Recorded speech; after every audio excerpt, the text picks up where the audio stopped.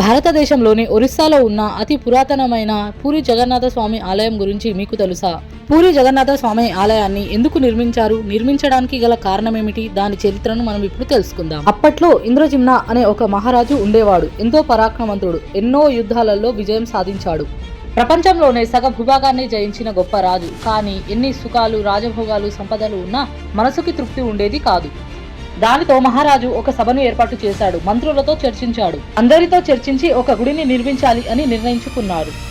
కానీ ఆ గుడి ఎలా ఉండాలి అనుకున్నాడంటే తన పేరుని నిలబెట్టేలా ఉండాలి అని అనుకున్నాడు. చరిత్రలో నిలిచిపోయేంత గొప్ప గుడిని నిర్మించాలని రాజు అనుకున్నాడు. ఎవరైనా కానీ గుడిని నిర్మించి గుడిలో విగ్రహాన్ని పెట్టాలి అనుకుంటాడు. కానీ ఈ రాజు మాత్రం సాక్షాత్తు ఆ భగవంతుడినే గుడిలో పెట్టాలి అని అనుకున్నాడు. ఇక్కడే రాజు యొక్క రజోగుణం బయటపడింది. అది ఎలాంటిదంటే, నువ్వు ఎంత మంచి పని చేయాలనుకున్నా గానీ నీలో గర్వం పెరుగుతుంది. అది ఎలాంటి తప్పునైనా చేయిస్తుంది. రాజుగారు రాత్రి సమయంలో పడుకున్నప్పుడు తన కలలో స్వయంగా ఆ భగవంతుడే వచ్చి, నేను ఆ నీలాచల కొండలపై ఉన్నాను, నీలమాధుని రూపంలో ఉన్నాను, విగ్రహ రూపంలో కాదు, సాక్షాత్తు నేనే అక్కడ ఉన్నాను అని చెప్తాడు. తర్వాత రోజు ఉదయాన్నే రాజుగారు లేచి తన సైన్యం మొత్తాన్ని ఆ నీలాచల పర్వతాన్ని వెతకడానికి పంపిస్తాడు. రాజుగారికి కుడిభుజంగా ఒక బ్రాహ్మణుడు ఉండేవాడు. అతని పేరే విద్యాపతి. రాజుగారు విద్యాపతిని కూడా నీలాచల పర్వతాన్ని వెతకమని పంపిస్తాడు.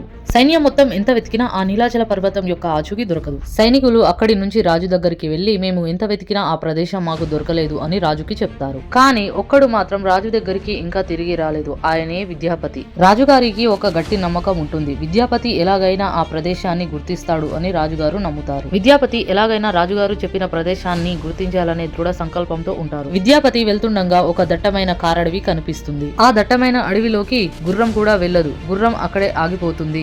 ఆ గుర్రాన్ని అక్కడే ఆపి పక్కన పెట్టి నడుచుకుంటూ అడవిలోకి వెళ్తాడు. అలా వెళుతుండగా ఒక సరస్సు దగ్గర ఒక అందమైన స్త్రీ కనిపిస్తుంది. విద్యాపతి ఆమెను చూస్తూ ఉండిపోతాడు. ఆ స్త్రీ అడవిలో నివసిస్తున్న గోండు జాతికి చెందిన అమ్మాయి. విద్యాపతి ఆ పర్వతాన్ని అక్కడెక్కడే వెతుకుతూ ఉండేవాడు. ఆ అమ్మాయి కూడా రోజు అక్కడే వస్తూ ఉండేది. ఇద్దరు కలుసుకునేవారు. అలా కలుసుకునే సమయంలో వాళ్ళిద్దరూ ప్రేమలో పడ్డారు. ఆ స్త్రీ తనలోని ప్రేమను ఆ బ్రాహ్మణునికి తెలియజేస్తుంది. అంటే విద్యాపతికి చెప్తుంది. విద్యాపతి కూడా సరే అని ఇద్దరు కొన్ని రోజులు ప్రేమించుకుంటారు. ఈ అమ్మాయి యొక్క తండ్రి గారు ఈ గోండు జాతికి అధిపతి అయి ఉంటాడు.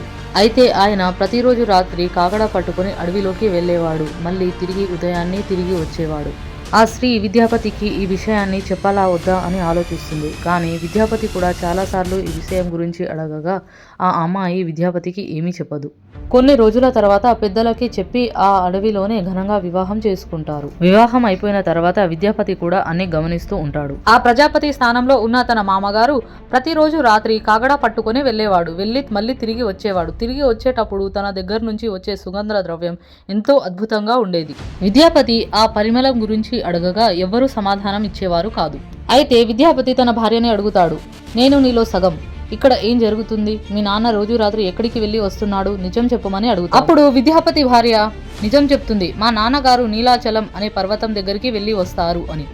అక్కడ సాక్షాత్తు నీలమాధవుడు ఉంటాడు. విగ్రహ రూపంలో కాదు, స్వయంగా భగవంతుని రూపంలో దర్శనం ఇస్తారు. అందుకే రోజు వెళ్లి దర్శనం తీసుకుని వస్తారు మా నాన్నగారు అని చెబుతుంది.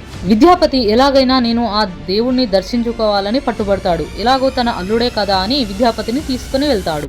కానీ ఒక షరతుపై తనను తీసుకుని వెళ్తాడు. అది ఏంటిదంటే కళ్ళకు గంతలు కట్టుకొని తీసుకెళ్తాడు. దారిని మర్చిపోవాలి అని ఉద్దేశంలో. కానీ విద్యాపతి చాలా తెలివైనవాడు. తనతో పాటు ఆవాలను తీసుకెళ్తాడు. తను వచ్చిన దారి గుండా వాటిని చల్లుకుంటూ వెళ్తాడు. ఆ తర్వాత ఆ గూడెం పెద్ద వచ్చి లాగితే ఆ దారువు బయటికి వస్తుంది. అక్కడ దీనిని తీసుకుని రాజ్యానికి వెళ్తాడు. ఇక్కడే అసలు కథ మొదలవుతుంది. దాన్ని మంచి శిల్పంగా మార్చాలంటే ఒక మంచి శిల్పి కావాలి. ఎంతమంది మంచి కళాకారులు వచ్చి శిల్పాన్ని చెక్కుదామనుకున్నా ఆ చెక్క మాత్రం చెక్కు చెదరదు. అంటే ఆ దారువును ఎంతమంది కళాకారులు వచ్చి శిల్పంగా మార్చాలి అనుకున్నా అది మాత్రం శిల్పంగా మారదు. అప్పుడు ఎక్కడి నుంచో తెలియదు ఒక శిల్పి కళాకారుడు వస్తాడు. ఆయన వచ్చి రాజుగారితో ఒక మాట అంటాడు, నేను ఈ దైవ కార్యాన్ని పూర్తి చేస్తాను, కానీ నాది ఒక షరతు అని అంటాడు. అదేమిటంటే నన్ను 21 రోజుల పాటు ఈ దారువుతో ఒక గదిలో బంధించి ఉంచండి అని అంటాడు. రాజుగారు దానికి సరే అని అంటారు. కొన్ని రోజులు గడుస్తుంది. అన్నపానీయాలు ఏమీ ఉండవు. అయితే రాణికి దిగులు కలుగుతుంది. ఆ శిల్ప కళాకారుడు మరణించి ఉంటాడు అనే భయంతో రాజుగారు ఇంకా రాణిగారు ఇద్దరు కలిసి ఆ ద్వారాన్ని తెరుస్తారు. కానీ సగం చెక్కిన శిల్పాలు మాత్రమే అక్కడ ఉంటాయి. ఆ సగం చెక్కిన శిల్పాలను దైవంగా భావించి ఆ శిల్పాలను తీసుకెళ్లి పూరి జగన్నాథ స్వామి దేవాలయంలో పెట్టి ప్రతిష్ఠిస్తారు. ఇలాంటి మోర్ అప్డేట్స్ కోసం మా ఛానల్ ని సబ్స్క్రైబ్ చేసుకోండి, లైక్ చేయడం మాత్రం మర్చిపోకండి.